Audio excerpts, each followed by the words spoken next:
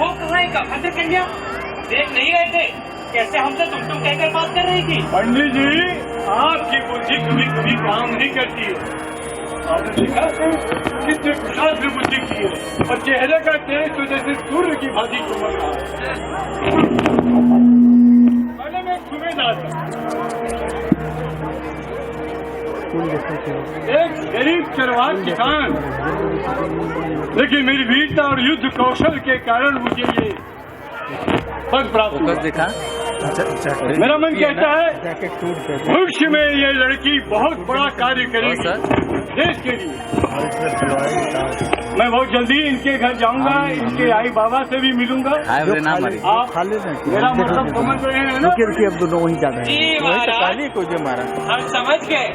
आपने इस कन्या को अपने घर की कौन ले जाए तो मन बना लिया है। आप हमारे मन की बात जान लेते हैं, इसलिए आप हमारे साथ आइए महाराज। चलिए, देश के लिए बहुत काम करना है। आइए। इस प्रकार सूबेदार मालेराव होलकर ने अपने पुत्र खांडेराव होलकर के संग अहिल्या की माता सुशीला शिंदे, पिता मनकोजी शिंदे की सहमति लेकर विवाह संपन्न कराते हैं।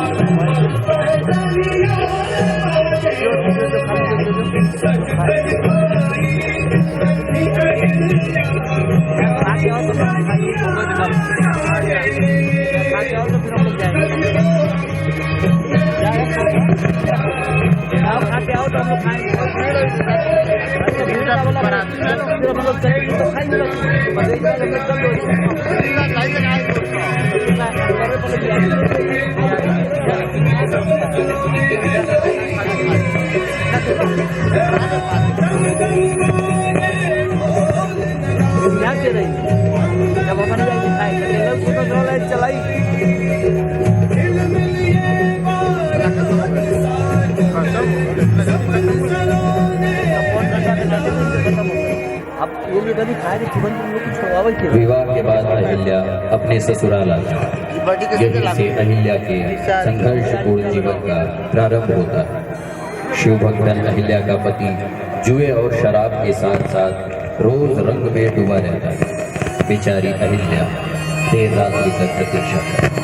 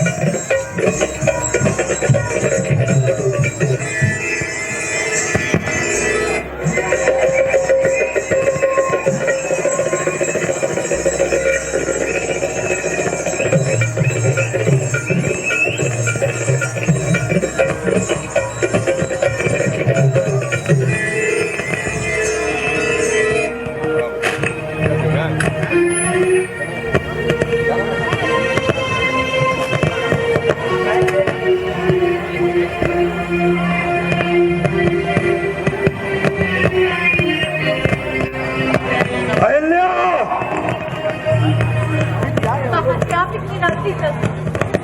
आप अपने पिता के साथ राज्य का कामकाज क्यों नहीं संभालते हैं? जानते हैं लोग आपके बारे में कैसी कैसी बातें करते हैं। जवाब दे। चुप रहो।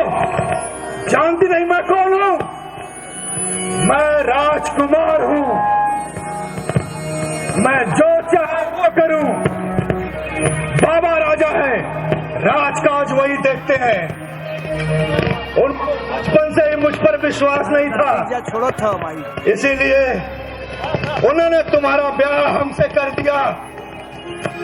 अब तुम ही राजकाज देखो। अपने पड़ोसी राज्य के राजा सूरजमल से लाओ लश्कर लेके अकेले युद्ध करने जा रहे हैं। आप भी मूर्छित में जाओ ना। बाबा का भरोसा आप पे जरूर होगा, ऐसा विश्वास है मुझे। क्यों? उनके साथ तुकाराव भी तो जाता है। ठीक है, तुम कहती हो तो मैं कल बाबा के साथ युद्ध में जाता हूँ। अहिल्या जैसे धर्म पत्नी के समझाने से खांडे राव जैसे अधर्मी भी धर्म युद्ध में अपनी आहुति देने को चल दिया। उसी बीच अहिल्या ने 1745 में एक पुत्र मालेराव और 3 वर्ष बाद एक पुत्री को जन्म दिया। अहिल्या, अहिल्या, ये देखो, मैंने पड़ोसी राज्य के 400 सैनिकों को मार दिया और हीरे जवाहरात मिलाया हूँ।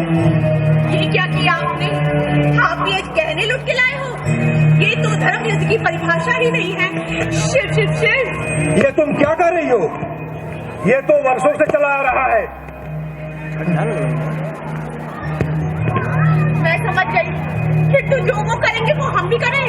फिर भी जब आप इसे ले ही आए हो तो इस धन का उपयोग हम अपने राज के महल को दुरुस्त कराने के लिए करेंगे, ठीक है ना? हाँ, सुनो सुनो सुनो, सूबेदार मल्हार राव ने सभी को सतर्क रहने को बोला है। पड़ोसी राजा सूरजमल ने पुनः अपने इंदौर पर हमला कर दिया है। सेना महल के पास ही है। सुनो सुनो सुनो। अहिल्या, आज मैं सूरजमल के इतिहास को मिटा दूंगा। आप इससे उतावले ना हो, एक बार बाबा से मिलकर योजना तो करें। क्यों? तुम्हें मैं और उस पे शक है क्या? सूरजमल, मैं आ रहा हूँ सूरजमल। छोड़ रहा है भाई। हे महादेव, इनकी रक्षा करना। और आप सभी यहाँ क्या कर रहे हो? आप उनके साथ जाएं। अहिल्या की बातों को नहीं मानने के कारण खांडे राव मारा जाता है। अहिल्या पर एक और संकट घेर लेता है। उसके ससुर अपने जवान पुत्र के जाने के बाद टूट जाते हैं। इधर पुराने रीति के अनुसार अहिल्या पति से अधिक स्नेह करने वाली सती होने को तैयार हो रही थी। तभी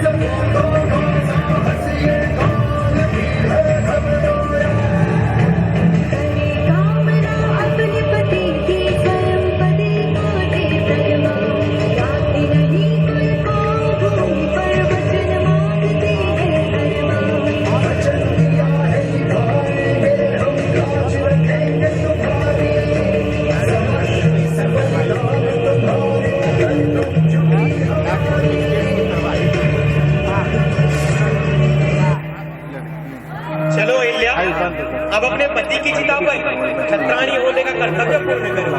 देखो, जौहर की तैयारी पूरी हो गई है। जी, रुक जाइए। अहिल्या सती नहीं होगी। क्या कह रहे हैं? ये तो क्षत्रियों के खानदान की पीढ़ियों से सती सदियों से चली आ रही थी, परंतु अब नहीं। एक तो मेरा पुत्र नहीं रहा, अब अहिल्या ही मेरा साथ देगी। रहा सती होने की बात, तो हम तो क्षत्रिय कभी थे ही नहीं। हम तो चरवाहा, गरेड़िया जात के चरवाहा किसान थे। हमारी वीरता और युद्ध कौशल के कारण मराठा इतिहास के छत्रपति शिवाजी महाराज द्वारा हमें ये पद प्राप्त हुआ। इसलिए मैं अहिल्या को आग में जलने नहीं दूंगा, ये मेरा दृढ़ निश्चय है। आप लोगों को कहना है, चले जाइए आप लोग, बाहर हो जाइए यहाँ से। आओ अहिल्या, हम तुम्हें राजकाज के साथ और वीर भी सिखाएंगे। आओ आओ। इस प्रकार अपने ससुर के अच्छी सोच के कारण अहिल्या को नया जीवन प्राप्त होता है। मल्हार राव ने अहिल्या को अपने राज में आय व्यय सलाहकार की जिम्मेदारी देते हैं। इतिहास में ऐसे उदाहरण संभवतः देखने को कहीं नहीं मिलते हैं। कभी पिताओं ने भी अपनी पुत्री का इस भांति संरक्षण व मार्गदर्शन नहीं किया होगा। अहिल्या का पुत्र मालेराव भी अपने पिता के नक्शे कदम पर चलता है। दिमाग से कुछ मंद बुद्धि का हो जाता है। किसी प्रकार अहिल्या अपने पुत्र की शादी कर देती हैं। कुछ दिन के बाद उसके ससुर का भी स्वर्गवास हो जाता है। अंततः अहिल्या को अपने राज्य की पूर्ण जिम्मेदारी संभालनी होती है।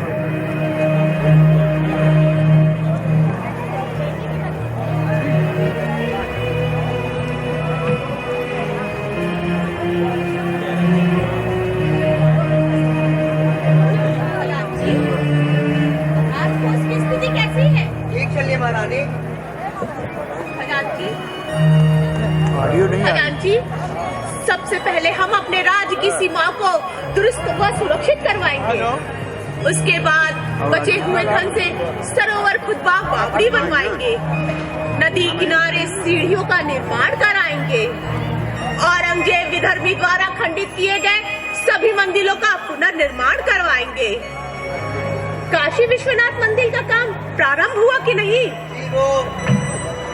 मैं वहाँ संरक्षण हेतु जाऊंगी। किसी को मेरे द्वारा लिए गए निर्णय पे कुछ कहना है तो बोले। सही महारानी साहब, आपके द्वारा लिए गए निर्णय में इंदौर राज्य का एक नया अध्याय प्रारंभ होगा और ये हम सभी प्रजा के लिए गौरव का क्षण होगा। हर हर महादेव, हर हर महादेव। इधर अहिल्याबाई के कारण इंदौर राज्य की कीर्ति बढ़ती जा रही थी। में नगर से बाहर वह अपने रथ से आखेट जाते वक्त एक गाय के सामने उसके बछड़े को कुचल देता और बछड़े की मौत हो जाती। गाय को इस दरबार में फरियादी लेकर आता। अहिल्याबाई का जीवन इस प्रकार से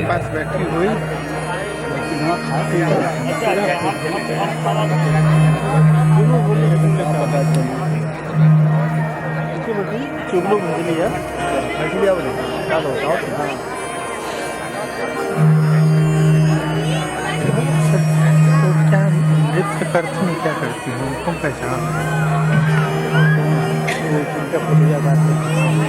हाँ हाँ, गाय को इस दरबार में फरियादी लेकर आता। हाँ वही इसका अच्छा है।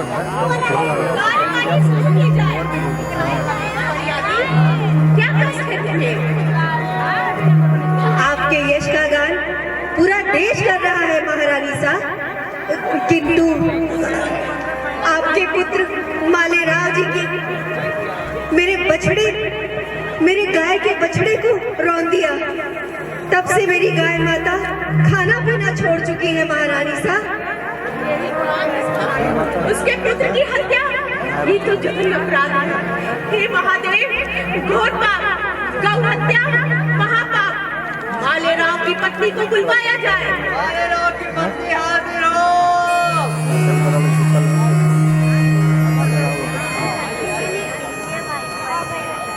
प्रणाम महारानी साहब।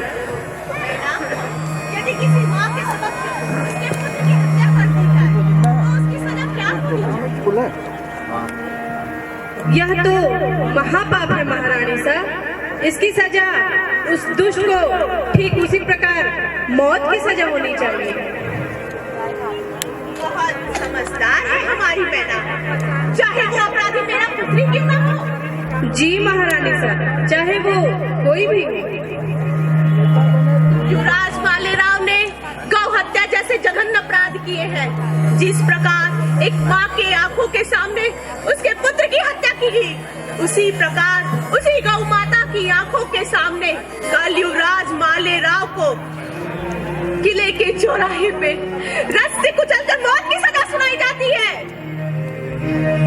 इधर एक माँ के सामने एक माँ द्वारा अपने ही इकलौते पुत्र को दंड की घोषणा पर गौ माता ने अहिल्याबाई को किसी प्रकार से माफ करवाकर एक इतिहास रच दिया कि पुत्र कुपुत हो सकता है किंतु माता को माता न बने का संदेश दिया। महारानी साहब, कुंवर आपके राज में हाजिर है। कुंवर का हाथ पैर बांध के रास्ते में लेटा दिया जाए और उस पे इसी वक्त रथ चला दिया जाए।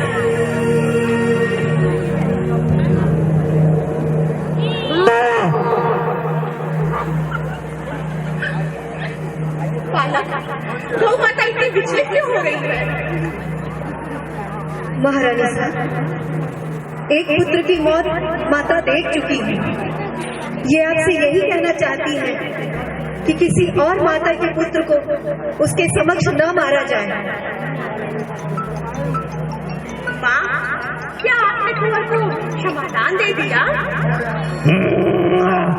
देखा आप लोगों ने, एक माँ ही किसी के बेटे के बिखरने का दर्द समझ सकती है और हम इंसान है कि अपने बाहुबल का दुरुपयोग गरीब निरीह प्राणियों पे सदैव करते आ रहे हैं। आज गौ माता की आज्ञा से मैं कुंवर को क्षमादान देती हूँ और आज से महेश्वर राज में गौ हत्या निषेध किया जाता है। महारानी अहिल्याबाई की, महारानी अहिल्याबाई की, महारानी अहिल्याबाई की। इधर इंदौर राज्य में सब ठीक चल रहा था किंतु चोर डाकू लुटेरे ने धन के लालच में दूसरे राज्य से लुटेरे भील बंदी बना लेते हैं। तभी महारानी उन कलाकारों को छुड़वाने के लिए बड़ा निर्णय लेती है। महारानी अहिल्याबाई ने कहा है कि महाराष्ट्र से आए हुए कलाकारों को जो भी छुड़वा कर लाएगा और साथ में लुटेरों को बंदी बना लेगा, उसी के साथ वो अपनी पुत्री का विवाह रचाएंगे। सुनो सुनो सुनो।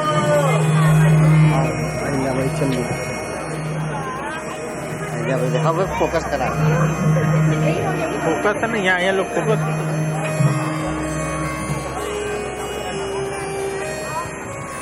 अरे ओके, क्या हुआ तू यहाँ ठीक है? ये लीजिए महारानी साहब, ये रहे आपके अपराधी और ये रहे आपके कलाकार मेहमान। बहुत बहुत आभार यशवंतराव, आप ही होलकर खानदान के दामाद के लायक हैं। अब मैं अपनी पुत्री मुक्ताबाई का हाथ आपके हाथ में दे सकती हूँ। अब आप ही बताएं, इन बंदियों को क्या सजा मिलनी चाहिए? महारानी साहब, अब ये आपके राज्य के बंदी हैं। इनका कहना है कि जंगल की भूमि हमारी है और उसमें उपजाए फसल भी हमसे छीन ली जाती है, तो अपना पेट कैसे भरेंगे? अब आप ही कोई उपाय बताएं महारानी साहब।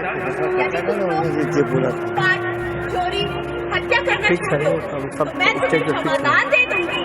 महारानी अहिल्याबाई की, महारानी अहिल्याबाई की, महारानी अहिल्याबाई की। यशवंतराव फड़से ने रानी की शर्त पूरी की और इस तरह आविष्कार करने की प्रशंसा उन्हीं की है।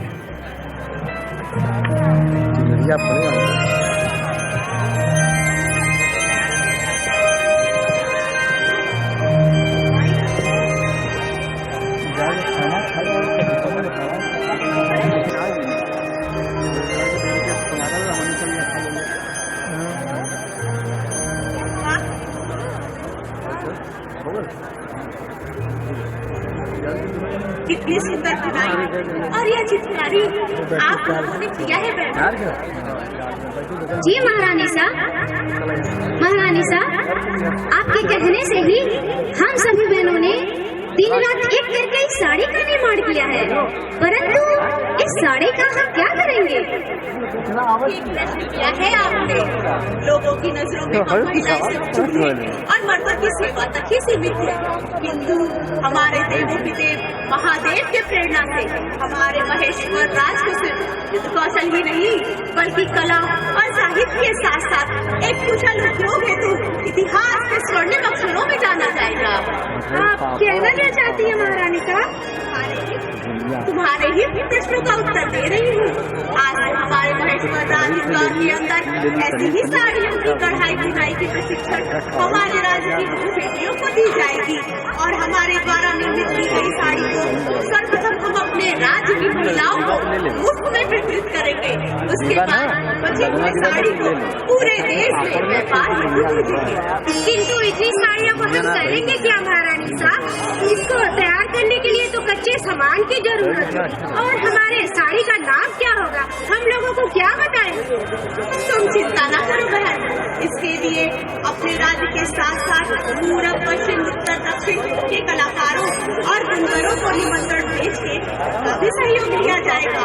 और रही बात इस साड़ी को किस नाम से जाना जाएगा, तो इस साड़ी को बनाने में जिनकी प्रेरणा हमें प्राप्त हुई है उन्हीं परमपिता महादेव के नाम से महेश्वर राज की पहचान महेश्वरी साड़ी से सदियों तक लोग जानेंगे। हर हर महादेव, हर हर महादेव। अहिल्याबाई होलकर ने 1757 में होलकर राज्य की बागडोर संभाली।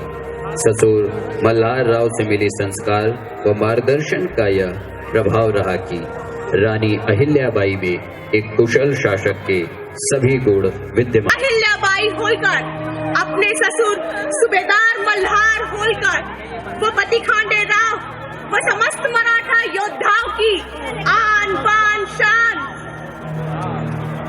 शिवाजी महाराज के नाम की कर आज यह निर्णय लेती हूँ कि मैं एक सशक्त महिला सैन्य तैयार कर अपने राज्य की रक्षा करूंगी। क्या हमारी बहनें हमारे साथ हैं? हाँ हाँ महारानी साहब, हम आपके साथ हैं। हर हर महादेव, हर हर महादेव।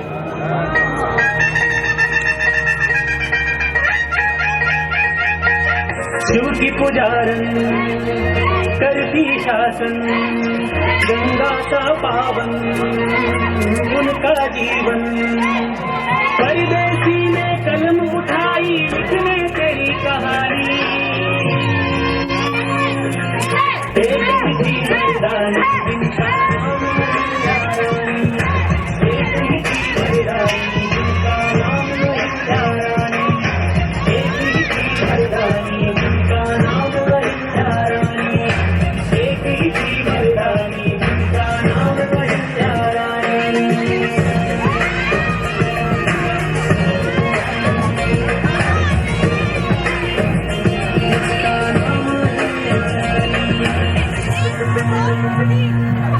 हाथों में शमशेर लिए वो रणभूमि में लड़ती थी, कलम में की ताकत ऐसी दुश्मन पे भारी पड़ती थी। रण कौशल देखे उनका सेनाएं थर थर करती थी, मर्दों में लड़ती मर्दानी धर्म की रक्षा करती थी।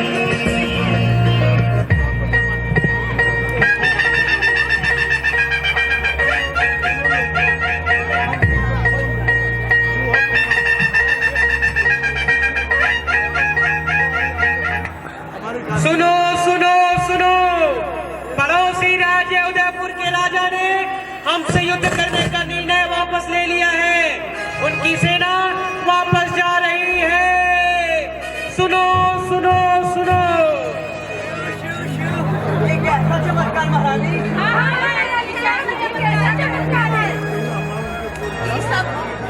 ये सब मेरे आराध्य शिव की महिमा व प्रेरणा से मेरे द्वारा भेजे गए एक संदेश जो मैंने युद्ध के पूर्व अपने पड़ोसी राज्य के राजा को लिखकर भिजवाया था। क्या आपने हाथ सीधा कर ली? हम काया नहीं। शांत हो जाए प्रहरी। मैंने जो युद्ध के पूर्व पूर्व अपने पड़ोसी राजाओं को पत्र लिखकर भिजवाया था। कृपया उसे हमारे बीच पढ़िए। जो आ गया महारानी साहब।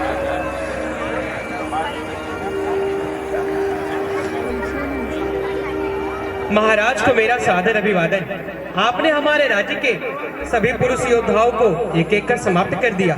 उसके बाद भी मैंने अपने राज्य के बहनों को युद्ध कौशल की शिक्षा देकर मैदान में आप युद्ध करने की चुनौती को स्वीकार किया है। महाराज, हम तो छत्राणी हैं। यदि आपसे हमने युद्ध जीत लिया तो भी आपके मूंछों की सान जा चली जाएगी।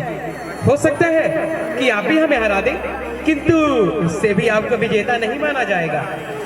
इतिहास के पन्ने पर यही लिखा जाएगा कि एक महिला सेना को मर्दों की सेना ने हराया। इसमें भी आपके मूंछों की सान जाएगी। आप सोचें, इस युद्ध में जिधर का भी खून बहेगा वह आप लोग का ही बहेगा, और आपको क्या मिलेगा? सिर्फ बदनामी। आपके एक निर्णय से इतिहास आपको सदैव याद करेगा। हर हर महादेव, हर हर महादेव।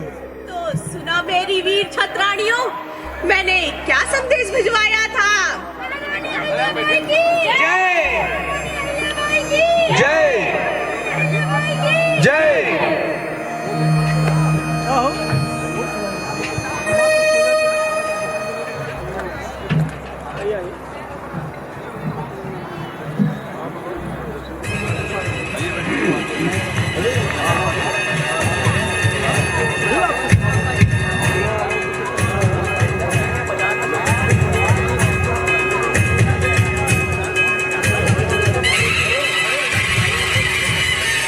शानदार प्रस्तुति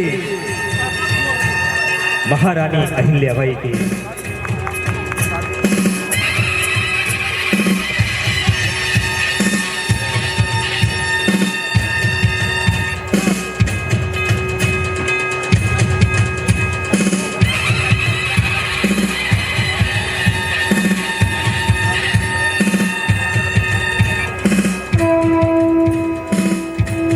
जोरदार तालियां सभी कलाकारों के लिए।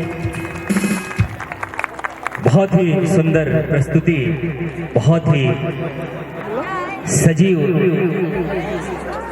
चित्रण सभी कलाकारों ने किया है। बहुत बहुत साधुवाद, धन्यवाद।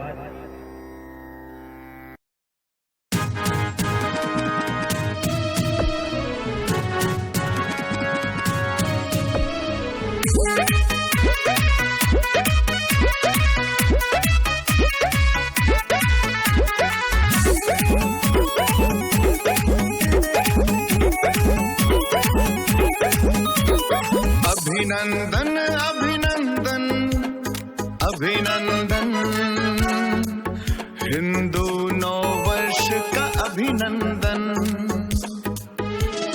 अभिनंदन